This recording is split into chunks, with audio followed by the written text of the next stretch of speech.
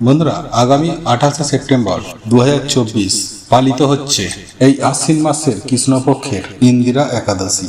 বন্ধুরা, যেহেতু এই একাদশী পিতৃপক্ষে পড়েছে, তাই অবশ্যই আপনারা আপনাদের বাড়ির সুখ শান্তি সমৃদ্ধির জন্য, আপনাদের আয় উন্নতির জন্য এই দিনের সামান্য নিয়মগুলো মেনে চলতে ভুলবেন না। কারণ বন্ধুরা, এই দিনে একাদশী পালন করলে আমাদের সমস্ত পিতৃদোষ নাশ হয়ে যায়, এবং যদি কোনো পূর্বজের আত্মা পেতজনি পেয়ে থাকে, তা থেকেও কিন্তু তারা মুক্ত হয়ে যান। এবং এই দিনে সামান্য নিয়মগুলো যারা মেনে চলতে পারে, তারা একাদশীর পূর্ণ ফল প্রাপ্ত করে। ফলেই দুর্ভাগ্য কাটে, পিতৃদের আশীর্বাদ প্রাপ্ত হয়, আমাদের মনোবাসনা পূর্ণ হয়, আমাদের অর্থভাগ্য খোলে, পরিবারের মধ্যে সুখ শান্তি সমৃদ্ধি বৃদ্ধি পায়। কারণ স্বয়ং পরমেশ্বর ভগবান শ্রীকৃষ্ণ বলেছেন যে আশ্বিন মাসের কৃষ্ণপক্ষে এই ইন্দিরা একাদশীর প্রভাবে মহাপাপ বিনষ্ট হয়ে যায়, এবং পাপ কর্মের জন্য যারা নিম্ন গতি লাভ করেছেন, সেই পূর্বপুরুষের আত্মাও কিন্তু উত্তম গতি লাভ হয়। এমনকি বন্ধুরা, এই ইন্দিরা একাদশীর মাহাত্ম্য কথা বা তার গুণগান শুনলে সম্বেদ যজ্ঞের মতো ফল লাভ হয়। তাই বন্ধুরা, আপনারা বুঝতেই পারছেন, এই ইন্দিরা একাদশীর দিন ভগবানের নাম কীর্তন করলে বা এই ইন্দিরা একাদশীতে যদি কিছু নিয়ম মানা যায়, তাহলে আমাদের জীবনে যে কতটা সৌভাগ্যে ভরে উঠবে তা আপনারাও কল্পনা করতে পারবেন না। বন্ধুরা, আপনারা প্রত্যেকেই জানি যে সমস্ত একাদশীর মধ্যে এই ইন্দিরা একাদশীর মাহাত্ম্য অনেক অনেক বেশি। তাই এই দিনে যদি বন্ধুরা আপনারা স্বাস্থ্যের বিধি বিধান অনুসারে কিছু নিয়ম পালন করতে পারেন, তাহলেই বন্ধুরা আপনাদের জীবনে এসে পড়বে ভগবান বিষ্ণুর বিশেষ কৃপা। তাই বন্ধুরা, আপনি যদি এই ইন্দিরা একাদশী পালন করেন কিংবা নাও করেন, তার সত্ত্বেও যদি এই নিয়মগুলি আপনারা এই একাদশীর দিনে অবশ্যই মেনে চলুন।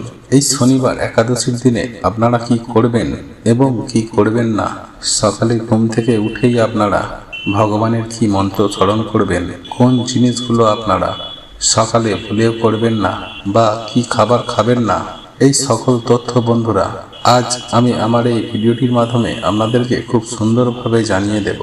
তাই এই প্রসঙ্গে বিস্তারিত জানতে আমাদের এই ভিডিওটি মনোযোগ সহকারে শেষ পর্যন্ত দেখতে থাকুন। আর ভিডিওটি যদি ভালো লেগে থাকে তাহলে অবশ্যই একটি লাইক করে দিন, আর আপনজনদের সঙ্গে শেয়ার করুন, যাতে ওনারাও দেখে উপকৃত হন। আর আপনি যদি আমাদের চ্যানেলে নতুন হয়ে থাকেন, তাহলে চ্যানেলটি অবশ্যই সাবস্ক্রাইব করুন, আর পাশে থাকা নোটিফিকেশন বেল আইকনটি ক্লিক করুন, যাতে এই রূপ নিত্য নতুন ভিডিও যখনই ছাড়ব সবার আগে আপনার কাছে পৌঁছে যায়। চলুন এবার মূল আলোচনায় প্রবেশ করা যাক। তবে এই মূল আলোচনায় প্রবেশ করার আগে আপনারা যদি স্বয়ং পরমেশ্বর ভগবান শ্রীকৃষ্ণের আশীর্বাদ ও কৃপা দৃষ্টি লাভ করতে চান, তাহলে জয় শ্রীকৃষ্ণ রাধে রাধে লিখে কমেন্ট অবশ্যই করবেন। বন্ধুরা, আগামী শনিবার এই ইন্দিরা একাদশীর দিন শাস্ত্রে উল্লিখিত এমন কিছু কিছু কাজ রয়েছে, যে কাজগুলি মানুষের দুঃখ দারিদ্রতা রোগ ব্যাধি একেবারে নাশ করে দেয়। আবার এই দিনের কিছু ভুল বন্ধুরা আমাদের জীবনে ডেকে আনে চরম ভয়ঙ্কর দুর্ভোগ দুর্দশা রোগ ব্যাধি। এক কথায় বলতে গেলে আমাদের সৌভাগ্য একেবারে ধ্বংস হয়ে যায়, পরিবার লক্ষ্মীহীন হয়ে যায়, ফলে পরিবারে নেমে আসে বন্ধুরা ঘোর অন্ধকার। তাই বন্ধুরা, আগামী শনিবার সকালে ঘুম থেকেই উঠে আপনারা সবার প্রথমে ভগবান বিষ্ণুকে স্মরণ করবেন। মাটিতে পা দেবার আগেই আপনারা ভগবান বিষ্ণুর এই মন্ত্রটি আপনারা জপ করবেন। আর সেই মন্ত্রটি হলো ওং নমো ব্রহ্মণ্য দেবায় গো ব্রহ্মণ্য হিতায় ছ জগদ্ধিতায় শ্রীকৃষ্ণায় গোবিন্দায় নমো নমঃ। বন্ধুরা, যদি আপনারা এই শনিবার ইন্দিরা একাদশীর দিনে সকালে এই মন্ত্রটি জপ করতে না পারেন, তাহলে কিন্তু বন্ধুরা স্নান করে এসে অবশ্যই এই মন্ত্রটি জপ করুন। এবং সকালে ঘুম থেকে উঠেই আপনারা কোন জিনিসগুলি আপনারা দেখবেন না, এবার চলুন আমরা তা জেনে নিই। বন্ধুরা, ইন্দিরা একাদশীর দিন সকালে ঘুম থেকেই উঠেই আপনারা কোনো কিছু দর্শনের আগেই ভগবানের দর্শন করুন। বন্ধুরা, ঘুম থেকে উঠেই আপনারা ফাঁকা কলসি দেখবেন না, ঝগড়া ঝামেলা বা অশ্লীল কিছু দেখবেন না। এই দিন আপনারা যতটা পারবেন এই সব থেকে দূরে থাকুন। সকালে রান্নাঘরে প্রবেশ করার আগে হাঁড়ি বা ফাঁকা পাত্র দেখার আগে ভগবানকে স্মরণ করে তারপর দর্শন করুন। ঘুম থেকে উঠেই বন্ধুরা কারোর ছায়া বা আয়না দেখবেন না। বন্ধুরা, একাদশীতে আপনারা শরীরে বা মাথায় তেল, শ্যাম্পু, সাবান এইগুলি দেবেন না। একই সাথে চুল, দাড়ি, নখ এইগুলি কাটবেনও না।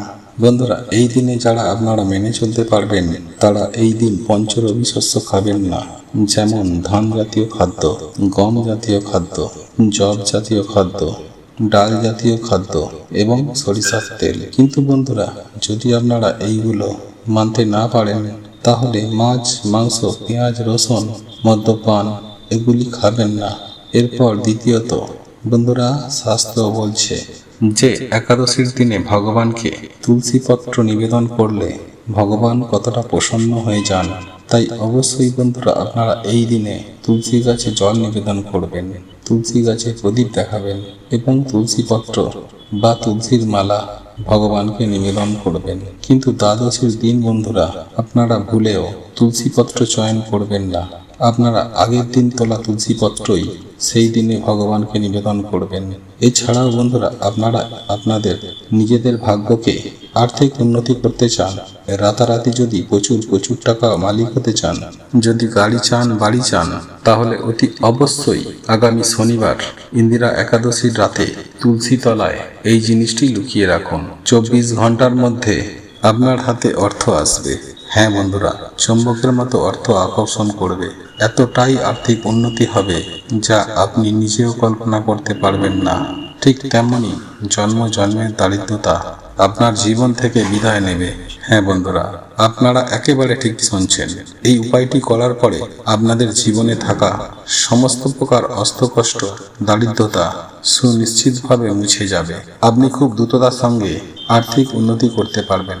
সঙ্গে আপনার জীবনে থাকবে সুখ, শান্তি এবং সমৃদ্ধি। বন্ধুরা, আজ আমি আমার এই ভিডিওটির মাধ্যমে তুলসী তলায় রাতের বেলায় এমন একটি জিনিস রেখে দেওয়ার কথা বলবো, যা আপনারা আগামী শনিবার পবিত্র ইন্দিরা একাদশীর দিন রাত্রিকালে রেখে দিতে পারেন।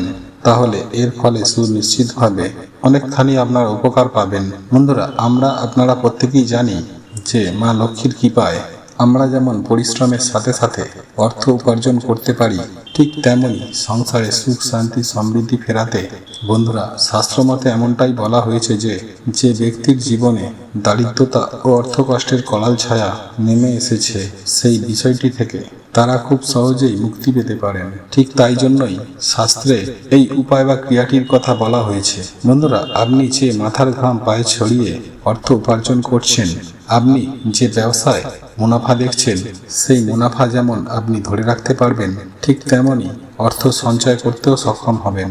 আর মা লক্ষ্মী যদি আপনার গৃহ ত্যাগ করে বা আপনার গৃহে যদি অবস্থান না করে, তাহলে আপনি আপনার জীবনে হয়তো কোনোদিন সুখ, শান্তি, সমৃদ্ধির মুখ দেখতে পাবেন না, বা জীবনে হয়তো অর্থকষ্ট ও দারিদ্রতার করাল ছায়া সদা সর্বদাই আপনার মাথার উপর দিয়ে ঘোরাফেরা করবে। তাই আজ আমি প্রত্যেকের উদ্দেশ্যেই জানিয়ে দেব যে আগামী শনিবার পবিত্র ইন্দিরা একাদশীর দিন এই কাজটি করতে কখনোই ভুলবেন না। এর ফলে আপনার গৃহে মা লক্ষ্মী স্থিত হবেন। বন্ধুরা, আপনারা প্রত্যেকেই জানি যে মা লক্ষ্মীর আরো এক রূপ হলো এই তুলসী মাতা। আর এই তুলসী মাতা বা তুলসী গাছ প্রত্যেকটা বাড়িতেই আছে, এবং এই তুলসী গাছ বাড়ির যেখানে সেখানে লাগালেই হয় না। বন্ধুরা, শাস্ত্র মতে বলা হয় যে বাড়ির উত্তর পূর্ব দিকে অর্থাৎ ঈশান কোণে আপনি যদি তুলসী মঞ্চ বা তুলসী গাছ রেখে সেই তুলসী গাছে জল নিবেদন বলুন বা প্রদীপ জ্বালানো বলুন, এই সমস্ত কাজ যদি আপনি করতে পারেন, তাহলে আপনি দারুণভাবে উপকৃত হবেনই হবেন। হ্যাঁ বন্ধুরা, আপনারা একেবারে ঠিকই শুনছেন। যাই হোক, আজ আমি আপনাদেরকে যে উপায় বা ক্রিয়াটির কথা বলবো, সেই উপায়টি বিশ্বাস সহকারে, নিষ্ঠা, ভক্তি সহকারে ও আন্তরিকতার সঙ্গে আপনাকে করতে হবে। তবেই কিন্তু আপনারা এই উপায় বা ক্রিয়াটি থেকে সুফল সুনিশ্চিতভাবে পাবেন। বন্ধুরা, এই উপায় বা ক্রিয়াটি করার জন্য আপনাকে কিছু জিনিস সংগ্রহ করতে হবে, আর তা হলো একটি 1 টাকার কয়েন, এবং একই সাথে আপনাকে নিতে হবে ছোট্ট একটি হলুদের গাঁট, এবং সেই সঙ্গে নিতে হবে লক্ষ্মী কড়ি। বন্ধুরা, এই 3টি জিনিস সহকারে আপনাকে এই উপায় বা ক্রিয়াটি করতে হবে। এরপর আপনাকে যেটি করতে হবে আর তা হলো বন্ধুরা, আগামী শনিবার এই পবিত্র ইন্দিরা একাদশীর দিন আপনারা সকাল সকাল ঘুম থেকে উঠে স্নান করে শুদ্ধ বস্ত্র পরিধান করে যেভাবে মা লক্ষ্মীর পুজো আরাধনা করেন ঠিক সেইভাবেই মা লক্ষ্মীর পুজো আরাধনা করবেন। তুলসী তলায়, বাড়ির চৌকাঠে, ঠাকুর তলায়, ঠাকুর ঘরে আলপনা অঙ্কন করবেন এবং সেই সঙ্গে মা লক্ষ্মীর পদচিহ্ন অতি অবশ্যই অঙ্কন করবেন।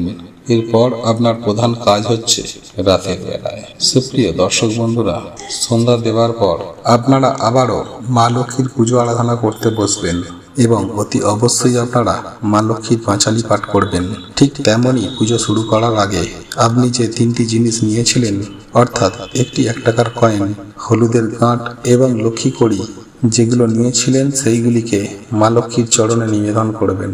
এর সাথে সাথে মা লক্ষ্মীর যে কোনো একটি মন্ত্র অবশ্যই জপ করবেন এবং একই সাথে আমি আপনাদেরকে জানিয়ে রাখি যে মা লক্ষ্মীর সামনে একটি ঘিয়ের প্রদীপ জ্বালাতে হবে এবং আপনাদেরকে একই সাথে এটাও জানিয়ে রাখি যে মা লক্ষ্মীর পুজো আরাধনা হয়ে যাওয়ার পর মা লক্ষ্মীর সামনে জ্বালানো 2টো প্রদীপের মধ্যে একটি প্রদীপ নেবেন এবং আপনারা অতি অবশ্যই মা লক্ষ্মীর চরণে যে 3টি জিনিস নিবেদন করেছিলেন, অর্থাৎ একটি লক্ষ্মী কড়ি, একটি 1 টাকার কয়েন এবং একটি হলুদের গাঁট, অর্থাৎ এই 3টি জিনিস নিয়ে আপনি সোজা আপনার বাড়ির তুলসী তলায় চলে যাবেন এবং আপনি আপনার বাড়ির তুলসী তলায় যখন আপনি এইগুলিকে নিবেদন করবেন তখন অতি অবশ্যই এই মন্ত্রটি জপ করবেন।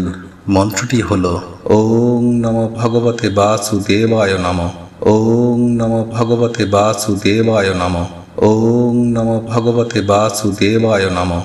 বন্ধুরা, এই মন্ত্রটি 108 বার উচ্চারণ করার সাথে সাথে এই 3টি জিনিস তুলসী তলায় নিবেদন করে তুলসী তলায় ধূপ, ধুনো, প্রদীপ দেখাবেন এবং উপায় বা ক্রিয়াটি হয়ে যাওয়ার পর 3 বার শঙ্খধ্বনি দেবেন এবং সেই সঙ্গে আপনার সকল মনস্কামনা, সকল মনোবাসনা মা লক্ষ্মীকে স্মরণ করে মাতা তুলসী মহারানীর উদ্দেশ্যে জানাবেন।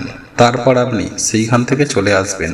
তবে এক্ষেত্রে আপনাদেরকে একটি বিষয় অতি অবশ্যই সতর্ক থাকতে হবে, আর তা হলো সন্ধ্যার পর আপনারা যখন এই উপায় বা ক্রিয়াটি করবেন কোনোভাবে কোনো পরিস্থিতিতে তুলসী গাছে আপনারা ভুলেও স্পর্শ করবেন না, কারণ সন্ধ্যার পর তুলসী গাছে স্পর্শ করা একদমই অনুচিত।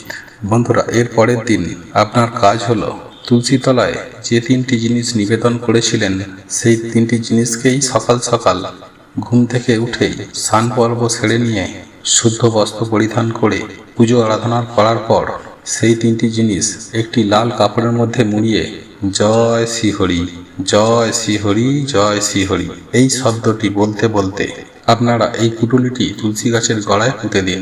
দেখবেন 24 ঘন্টার মধ্যে যে কোনো উপায়ে চতুর্দিক থেকে আপনার কাছে অর্থ আসবেই আসবে। হ্যাঁ বন্ধুরা, অর্থ আসতে বাধ্য হবে।